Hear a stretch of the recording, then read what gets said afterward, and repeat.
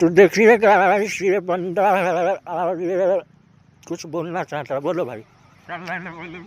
अबे छिनार के बारे में कुछ बोलो ना, सही मजाक में बोलो बोलो बोलो। थोड़ा सा मतलब घर कहाँ है आपका?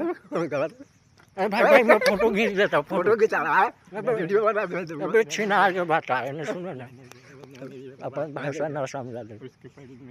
दंड के बाद कुछ बोलो ना, मतलब क्या घर कहाँ है सर आपका? कहाँ का रहने वाले हैं आप? अबे मतलब आपका जिला का नाम क्या है? नागपुर महाराष्ट्र का बंदा है। ठीक है, छिनार जो होता है बहुत देख सकते हैं सब लोग, एलियन लोग आप देखिए, इससे बात कीजिए। ये एलियन का मेरे आदमी है, मेरा नाम है चंगू, मैं एलियन से उतर क्या रहा हूँ खड़ा ले लिए।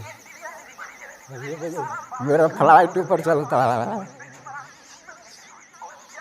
तो उसका नाम चंगू था, इसका नाम पूछिए। तेरा नाम क्या है? तेरा नाम क्या है भाई?